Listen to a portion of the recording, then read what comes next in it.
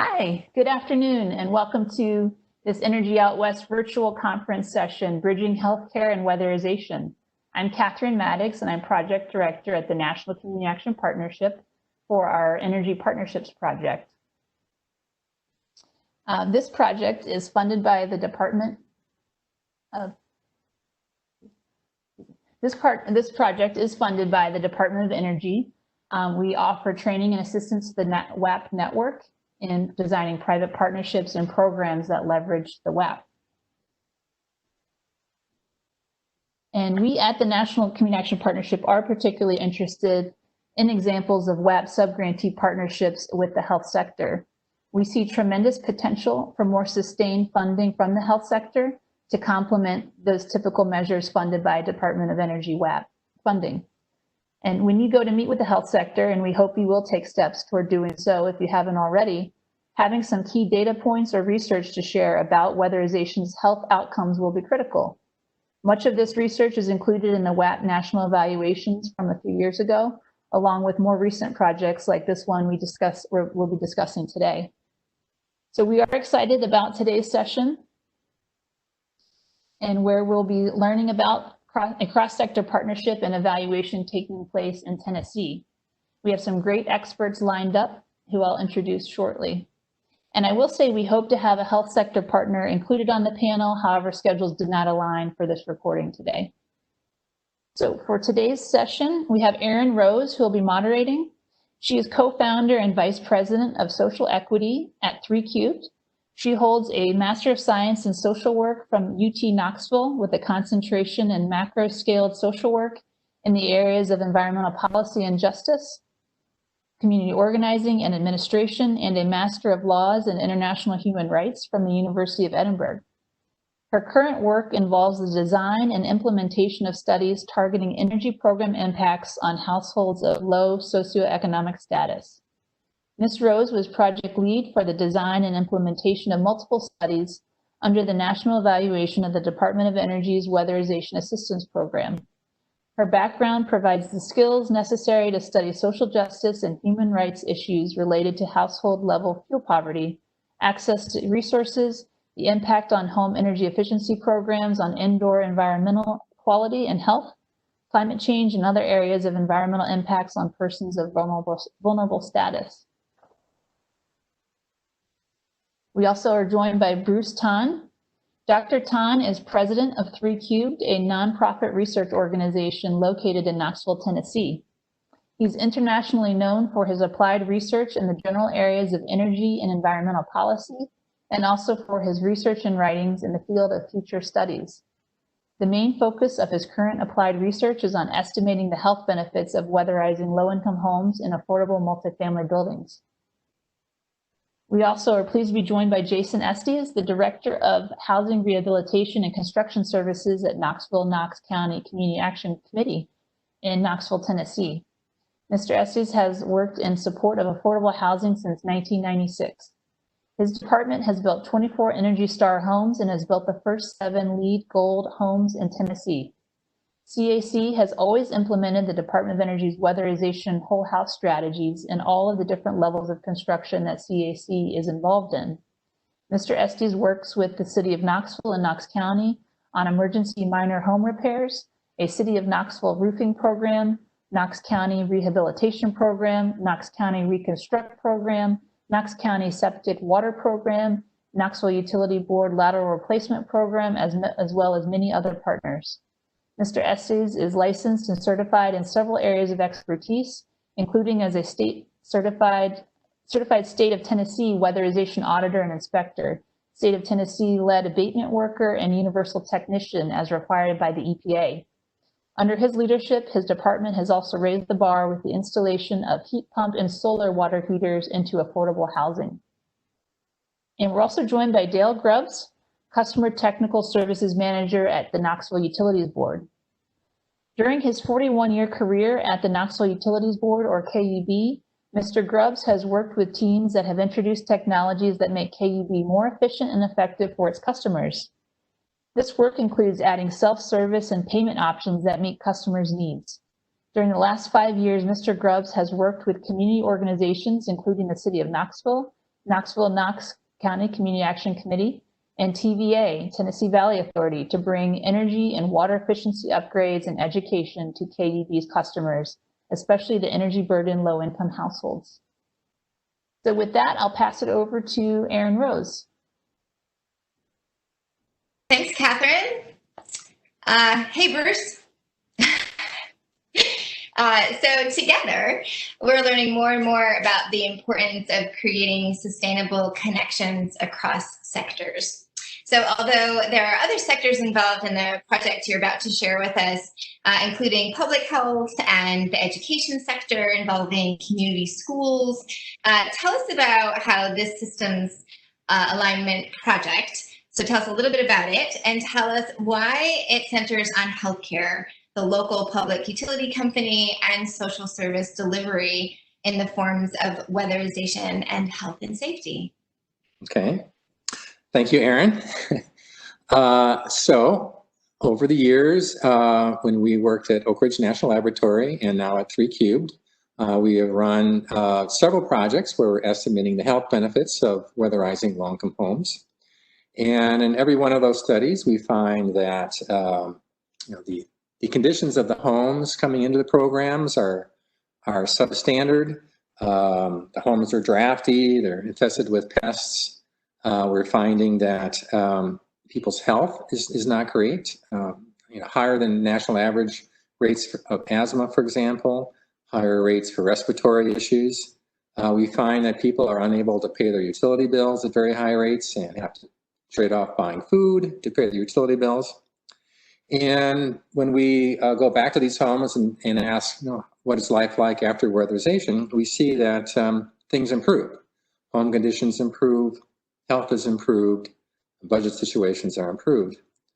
And when we monetize these benefits, so how much more money does the household have from energy savings and being able to work more hours, how much more money do they have in their budget, and how, they're not going to the hospital as much for asthma, for example. How much is that saving them as from their out-of-pocket costs, and how much is it saving for healthcare? And we're finding that those dollar values are significant and meaningful in a lot of ways. And those dollar values and these benefits that we're seeing are generated just from the natural weatherization process. So whomever comes into the program and gets weatherized, we're seeing those benefits, whether those people have better or worse homes or better or worse health. And so one thing we were interested in doing is, what would be, in some sense, the maximum benefits we can get with respect to health. And in order to do that, we want to recruit into the weatherization program people who we know have pre-existing health conditions. And also when we brief healthcare about our results, they're like, well, this is really good, and we'd like to participate, but we would really want to refer our own patients. We're just not interested in providing funding for a weatherization program where anybody comes into the program. We'd like to have our patients get seen and have direct referrals. And so putting all these pieces together, what we're doing is we're aligning healthcare directly, because this project is allowing 2 hospitals in Knoxville to refer patients to CAC to have their homes weatherized. We're involving KUB because they're a funder, and so we want them to see how this works. The East Tennessee Foundation is providing funding for the weatherization job, so we can iron out the process between how the hospitals are working with CAC. And the logistics for this project is being funded by the Energy Foundation, because they see this as a very important pillar in how they see energy efficiency benefiting not only the energy community and reducing greenhouse gases, but also the larger social picture in the United States.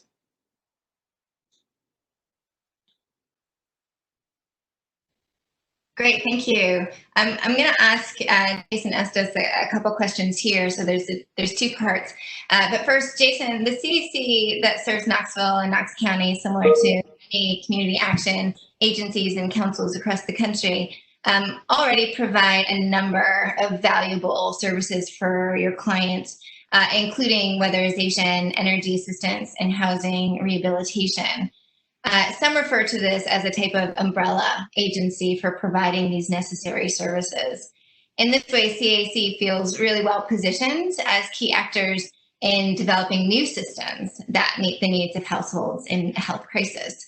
So first, explain to us how this project is different than how you normally address health and safety issues alongside weatherization.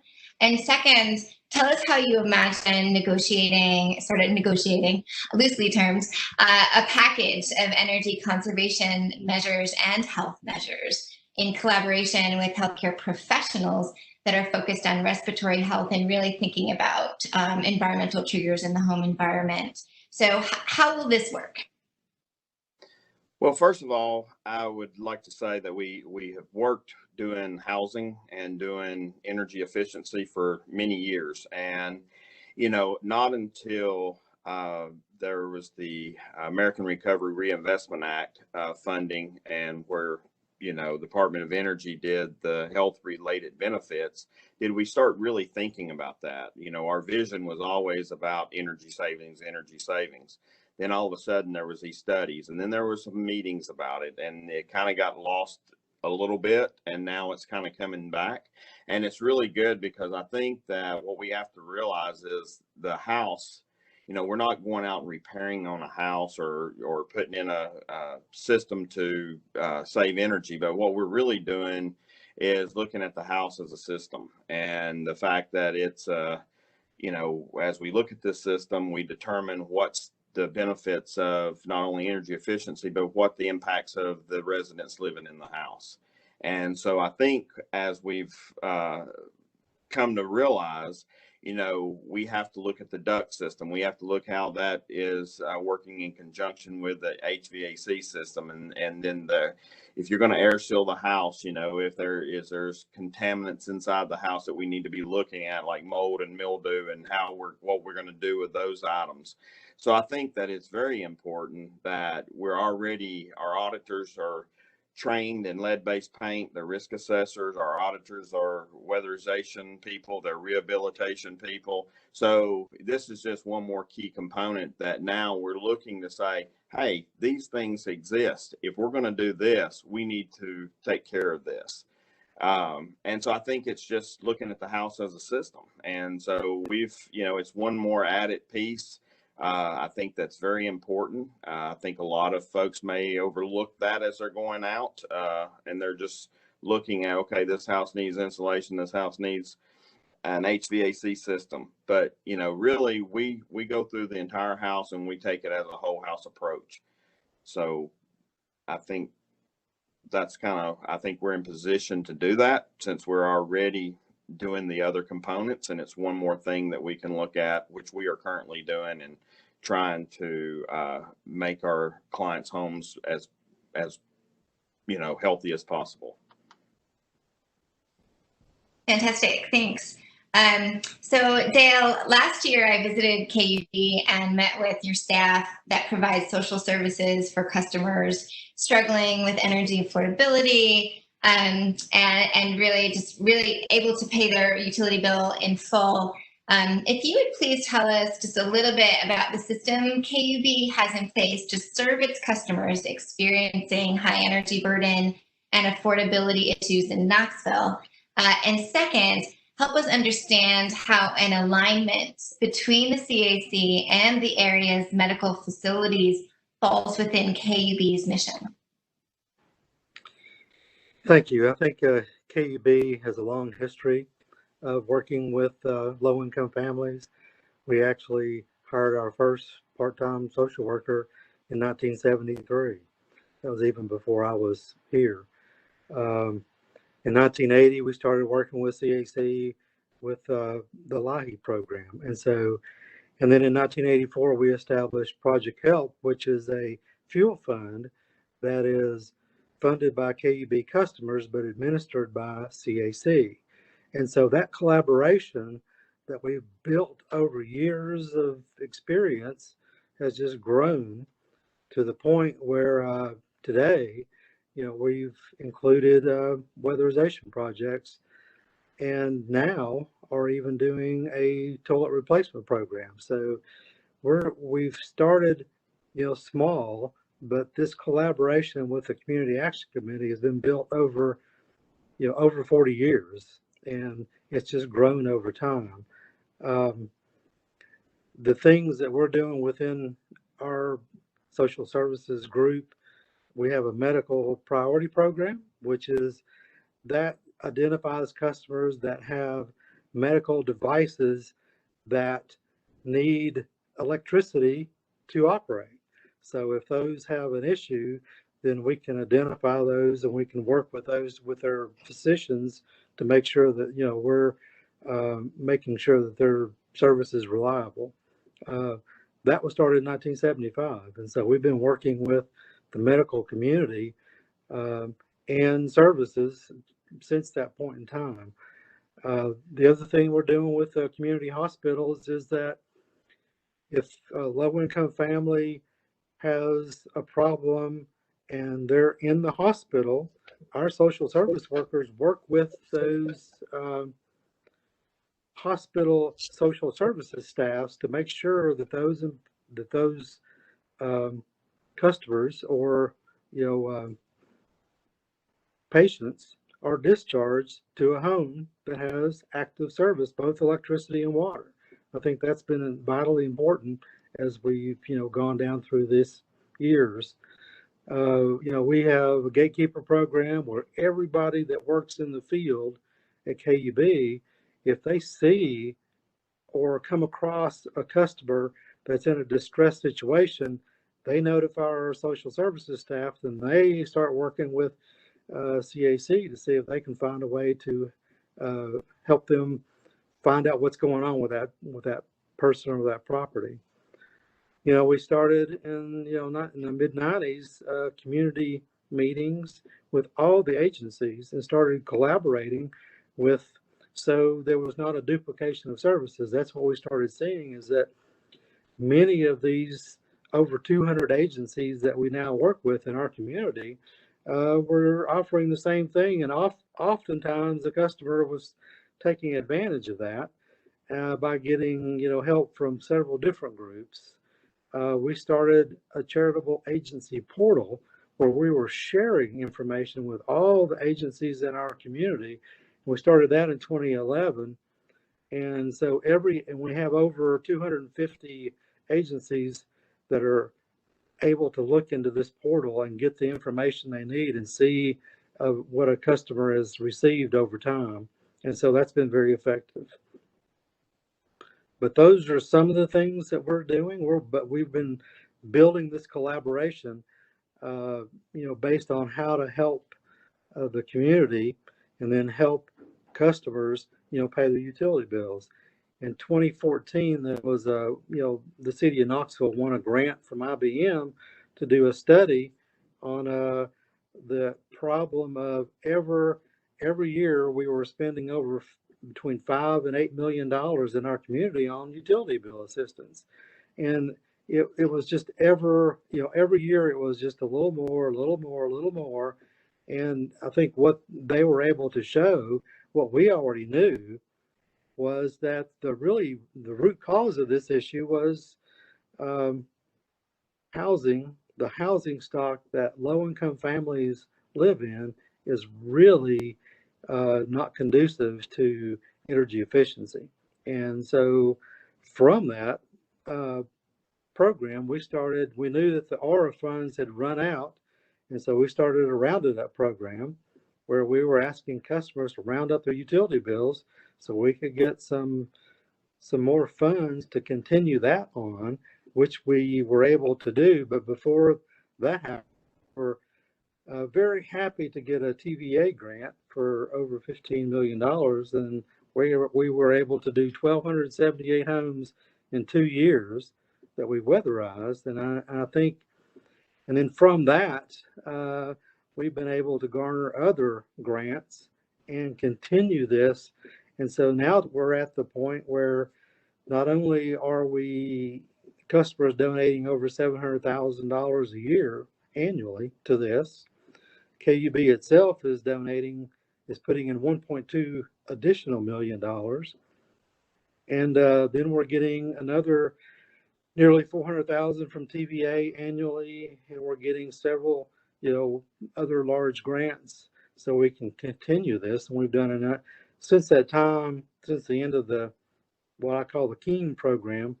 We've done almost 500 other homes in our community. So, but the issue is that there's over 3,000 customers on a waiting list, and so we just are starting to launch. We haven't done the first home yet, but we put the program in place for what we call a toilet replacement program, where we're going to replace, high flow toilets in homes. But while CAC is in there, they're going to be able to do other minor repairs inside the home that'll help reduce, the water and wastewater part of the utility bill, which we saw after the initial Keem homes. You can have, when you're having a home that we may have made that very energy efficient, but we didn't do anything on the water side. And that, it's a whole affordability for utilities is not only heat and cool, it's water and wastewater as well. And so we've gotten a grant as a part, and we've been kind of molding that in with our weatherization projects this last year. But I'm happy to say that we'll be able to continue that with this program moving forward. So we have a long history of trying to work with low-income families because, they're a part of our community. We're trying to do what we can to make, unaffordable utilities affordable. And it's really not the utilities are not so unaffordable. It's just the housing stock that the low-income families find themselves living in are so inefficient. So, the utilities cost the same for everyone. It's just a matter of, how you use those. So, in addition to that, there's an education component that we have been working with TVA on and delivering home energy workshops. But until, and that was going really well until this pandemic. So the pandemic has stopped a lot of stuff. And so hopefully this will pass and we can get back to work and get back to communicating with our low-income families. So. You make a lot of really critical statements and underscored a lot of the need for communities across the country, not just in the housing space, but beyond. And I think that it really does help illustrate through KUB story and CAC story and how many years you've been working to really address the housing stock just in this area. And there's still a lot of work to be done. And so I think that brings us to just in terms of how the communities continue to struggle and the type of work that we're all trying to do together to better align some of these systems that even though we've been working for all these decades on these issues, that there's still work to be done. So what I'd like to do now is share a 5-minute micro-documentary that was directed and produced by Land Grant Films at the University of Tennessee. And the project was really intended to provide a platform to share experiences of people living in inadequate housing, similar to what you both have shared across the Tennessee Valley, and really allow for their own voice to help us understand what those lived experiences have been like. This particular text, just to preface this, was funded by the Tennessee Valley Authority as part of its evaluation of their low-income comprehensive weatherization initiative that Dale has referred to, which is called Home Uplift. So the non-energy impact evaluation is being managed by 3Cubed. So we've had a hand in the development of this, what we call data with the soul component of our work, which is really, again, to make sure that the human stories are incorporated into our understanding of these benefits, because a lot of time we focus on the data points in terms of, are there health benefits? And we look to the numbers and statistics. But sometimes it's important to really hear from people what it is that they experienced inside their homes before something like Home Uplift or any type of low-income weatherization program, and then how it's impacted their lives positively. So again, this project is in process. So I think that what we can do is provide a link to that particular video.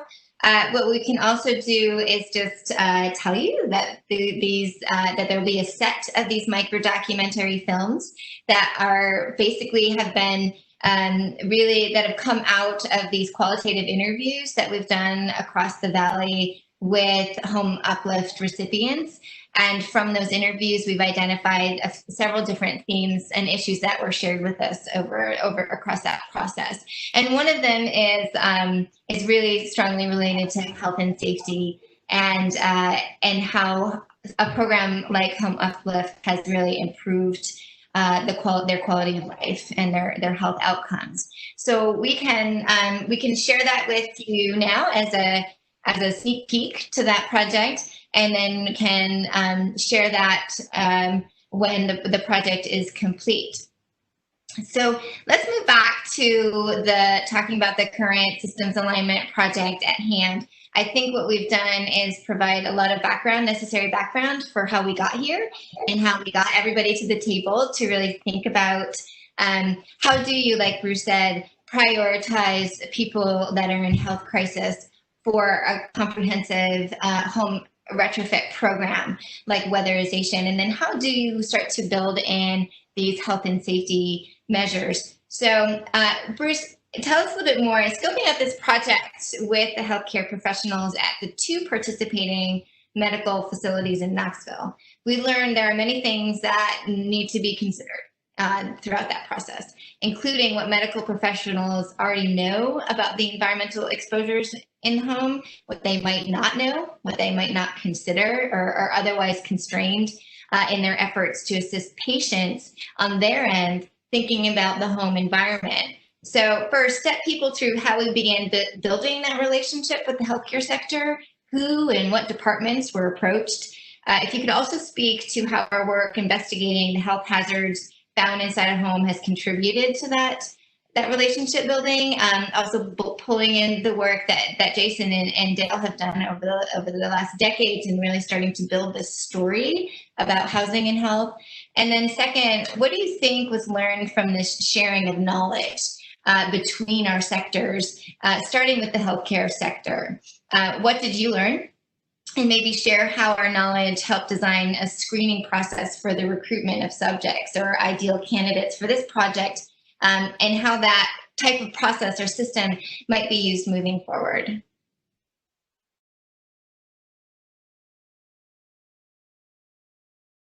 You're on mute. Mute. Of course, am I on mute? Can you hear me? Okay. So actually, we began our discussions with the East Tennessee Children's Hospital several years ago. We decided we wanted to brief local healthcare people about the results of our research on the health benefits of weatherizing low-income homes in Knoxville. Specifically, the KEEM program that Dale mentioned, the Knoxville Extreme Energy Makeover Program. Our project was funded by Healthcare Foundation, the Robert Wood Johnson Foundation. And we contacted Dr. Jean Ann Pardue at East Tennessee Children's Hospital, and she runs their outreach program.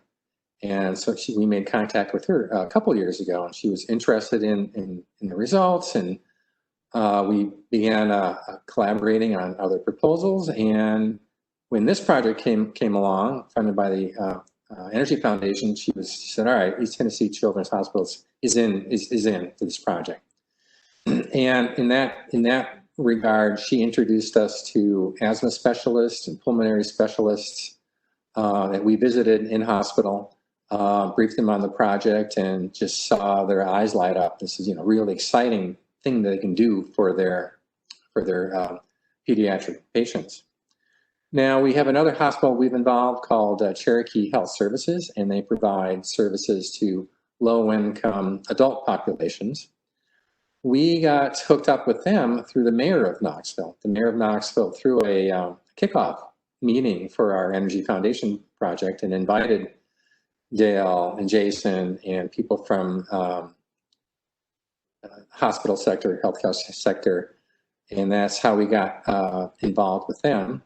And so then the next step after having the kickoff meeting is that we had a weatherization day at CAC.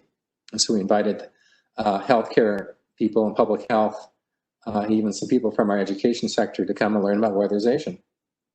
And CAC staff spent an hour teaching everybody about weatherization, and CAC has a really cool in-house weatherization training building, and we toured that. And you could just see the people from healthcare going, wow, I never knew weatherization existed. I can see how this can help my patients. And isn't this really sophisticated and technical? You guys are really great. And so that part of knowledge sharing was really super. And also as part of that day, we brought in 2 CAC weatherization recipients who have COPD, and they provided a testimonial, kind of like we would have seen in the video, as to how their health improved and how they don't get pneumonia in the wintertime and they don't go to the hospital in the wintertime and so on. So then our third step was to bring the weatherization folks to the hospitals. Aaron and I went. We weren't quite able to get the weatherization guys into the hospitals, but it was useful for us to do that and hear what they had to say. And as part of the sharing process, we learned that it isn't just simply that a hospital would refer an adult patient with COPD, for example, to weatherization, because that person may have other issues, other health issues, and may even have some issues with people being in their homes to such a degree that when CAC staff would visit, maybe it would be good to have a caseworker on site to make sure things are going well on the home and there's trust and so on and so forth. So we learned that from healthcare, more about their environment and how the weatherization world really needs to, be apprised about that. And so then as we had more discussions with both East Tennessee Children's Hospital and Cherokee Health Services, as far as this project is concerned, we have funding to do a pilot with 7 homes, again, funded by the East Tennessee Foundation. And we felt that in order to get a good pilot test going, we needed to have obviously patients that are suffering from uncontrolled asthma, for example, or have really severe COPD that doesn't seem to be amenable to medicines. We developed a one-page checklist that the healthcare providers can run the family through. Say, well, you have mold in your home? Is there evidence of mice and pests? Are there evidence of triggers in the home that could impact respiratory problems? And if that's the case, then those homes would be really good to then refer to CAC. We felt at this point it would be good to go into homes that are owner-occupied, so that the benefits would stay with the owners and not necessarily the renters moving out. And then we also decided that for this pilot project, we didn't want to include homes where people smoke, because smoking kind of overwhelms, the benefits of weatherizing homes and improving the healthy homes conditions. So that's kind of the process. Aaron, did I miss anything there, or is that hit all the points for your questions? Yeah, that's great. I just want to clarify one point too. We obviously understand the importance of the inclusion of the renter-occupied household in this pilot, but moving forward so that they also have access to healthy housing. So I just wanted to make sure that we do understand the importance of making sure that renters are included in the scope of the work that we do. So yeah, one thing I learned was about Jason's fear of hospitals. That was, I think, a surprise to some of us, and how he absolutely was not going to venture into that space. So it's totally fine. So Jason, turning to you, and I know that what we're talking about is, again, it's a little bit different than normal operations for your shop. Speak to us a little bit about the importance of innovation in your work. And not just in yours, but I know that you've also spoken really fondly of the leadership of the CAC and how you approach innovation more broadly. We all know how weatherization has evolved over many decades and is now considered, building science. Tell us how you imagine a pilot like this might change the landscape of your work. In addition, tell us about your capacity for expansion and growth if a process like this brings more funding to your program. And finally, what would funding from the healthcare sector mean for sustaining your work? Well, I think that the first thing is, CAC has been in existence for many, many years, and we do have great leadership. Our executive director has been here over 50 years, and that's unreal that, your executive director would be still here after that many years. And she is a great leader, and she has taught us that, the first needs that we look at is our clients' needs. And it's not about just fixing the house and saving energy, but it's about looking at all the aspects of the home and the person. And so, one thing our guys do, and it's kind of a little bit what Dale related to, is we do look at the folks, and if there's any other needs out there, we try to identify those needs. We have a protocol where they come back in the office and tell Joe in our office, and then she gets them connected to the right department within CAC. And as you said earlier, we are an umbrella of services. And I think it's important that we continue to do that, because we identify people that may be, hungry out there, and we have a senior nutrition program and the Meals on Wheels. We've got, if they don't have transportation, we have a transportation program. I mean, we have a lot of different programs to help the community, and so I think that's important. The second thing I think we have to look at is, it is, like I mentioned earlier, it is about building science. It's about looking at all the different components that goes into the house. And, again, I think what we're looking to do is add this new component to say, okay, what else can we do to make the house healthy? That's come out of the research that you all have done. It's also come out of, our lead-based paint program that we have that has a healthy homes component to it.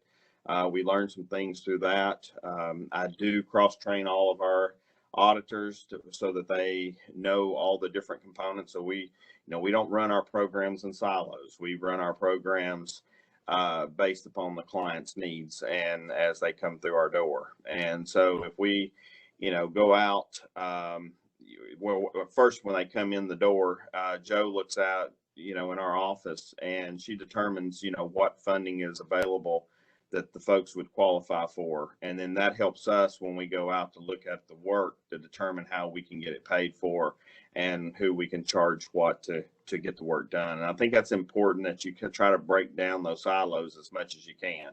You can't do it in all cases, but you can do a lot of it. I think that bringing the hospitals in and insurance companies or whoever to help pay for weatherization and reduces, the trips to the hospital. I mean, I would have never thought of that in a million years. I'm not that innovative, but this is absolutely wonderful, because it will allow us to use resources that we currently are using on other folks that may not qualify, may not have the asthma issues or the health issues that's out there. And this would just bring a new light of funding that comes in, and we'd be able to do more jobs.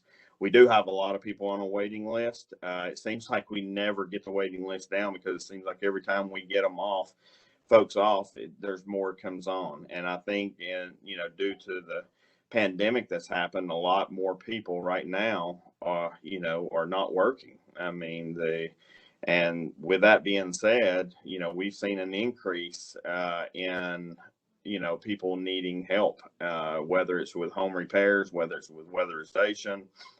And so, I think this is a great opportunity for community action agencies across the network to be able to, benefit from this type of research, and especially if we can finally get it, off the ground to show, that we can actually get some dollars coming in from the healthcare side of things. So it's wonderful, and I think we'll be able to do a lot more. Thanks for that. And just thinking a little bit more in terms of the need for innovation and design moving forward, Dale, thinking beyond respiratory illness, that this project focuses on our current pandemic and the current climate crisis has energy affordability and burden at the top of minds for many low-income households in many communities across the country, including Knoxville. Do you believe having the established system in place that you referenced before, and perhaps a new system in place through this type of pilot, creates a process that might allow KUB to better serve its low-income and medically vulnerable customers? If so, how?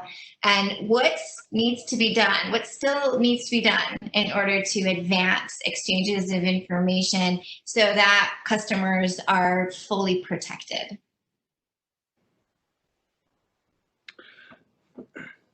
Well, I think that, we have, already established these relationships with CAC to, exchange the data back and forth that we need to prove the effectiveness of these programs.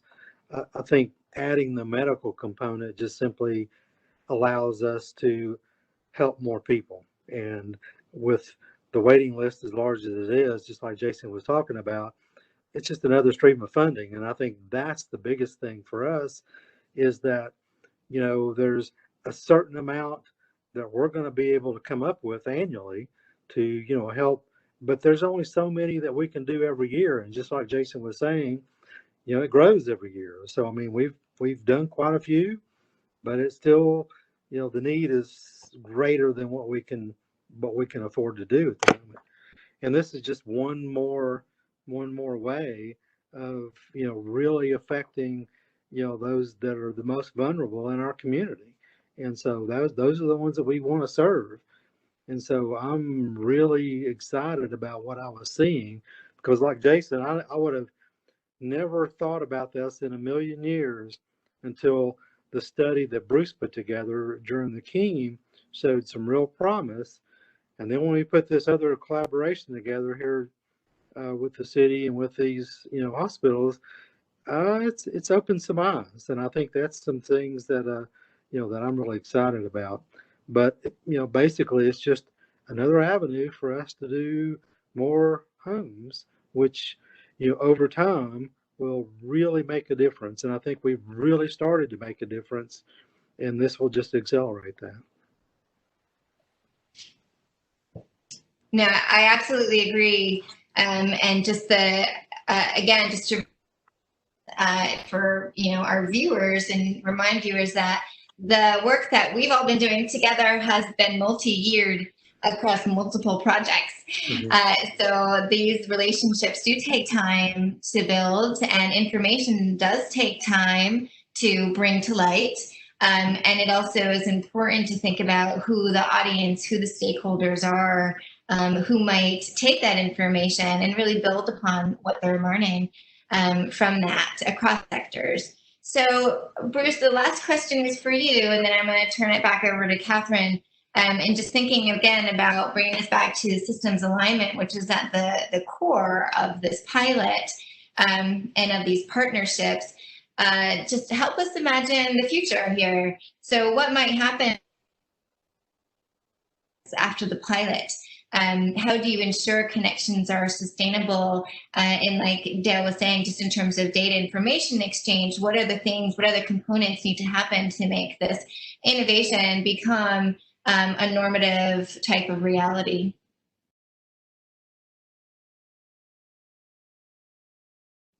You're on mute still. I'm on mute. Tricky. How about now? Okay. So, having a little bit of funding from the Energy Foundation was really key to getting this project going, because it allowed Aaron and myself and other colleagues at 3 Cubed to provide services to build the partnerships. And so for example, one thing we had to do for the hospitals is to help them get approval from their IRBs for these projects. So we wanted to collect some additional data. And then it was also really key to have some funding from the East Tennessee Foundation for some homes. So moving forward, one key is to, possibly have, we need to have some funding every year for at least a few homes to keep that process going, to keep the relationships in place. And so one thing we can do is reapproach our local foundation to, keep putting a little bit of money into a few homes, so that East Tennessee Children's Hospital and Cherokee are still referring some homes to CAC. So that process goes. At that point, we're not needed. We know we're not necessary for the relationship, but the relationship is really between healthcare and the service provider.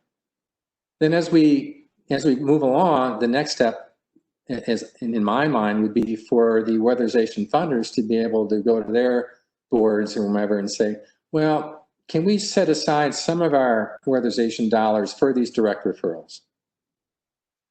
And these people are ill. They really need. They can't be put in the queue and wait 2 years to have services. And if that can happen, then that continues to build the relationship between. Then we're talking about the funders, healthcare, and CAC.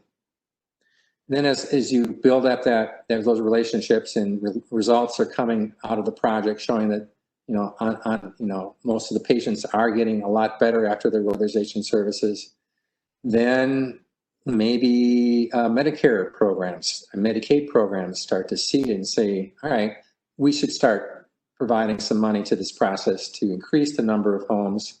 We know we have to put money in to get our patients into the weatherization queue as quickly as possible because they're ill, and so then you're definitely leveraging the weatherization dollars and healthcare dollars and doing a lot more homes. And then if you get to that point, then maybe weatherization and utility companies can be part of a larger referral process that hospitals are putting together, healthcare organizations are putting together throughout their communities, that are tying together clinics and social service organizations and different parts of the hospital, so that referrals are done platform-wide in a very secure manner. So it isn't just within CAC that referrals are done, or isn't just within KUB and their 250 local community-based organizations, but it's with a larger sphere. And that seems to be where a lot of these most innovative healthcare settings are going, to link referrals across many different organizations and platforms. And if we can get weatherization into that referral process with some money from healthcare, then that would be totally cool, and I think would be totally sustainable.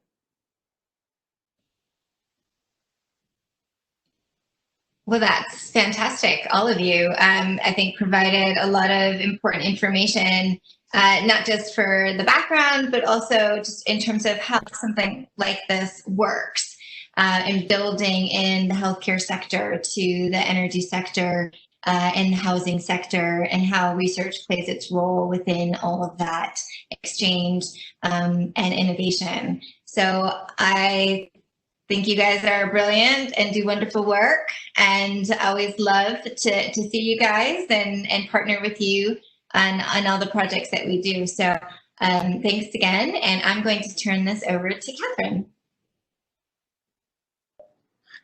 Great, thank you, Erin, and thank you, everybody. What an engaging discussion, and really appreciate the time that you all put in and your expertise that you shared today. Thank you so much. I just had a couple of slides here I was going to bring up.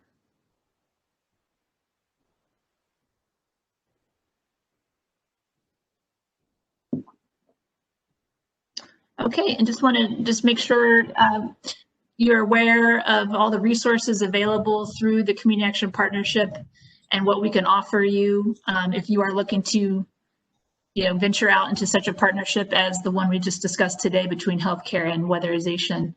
So we can definitely help connect you to experienced peers who have already stepped into this space. As we talk about the importance of data and being able to bring that to the table when you meet with a health sector partner, I can help you with being able to gather that data. We can reach out to 3Cube to make sure we've got the latest information that they have available, for instance.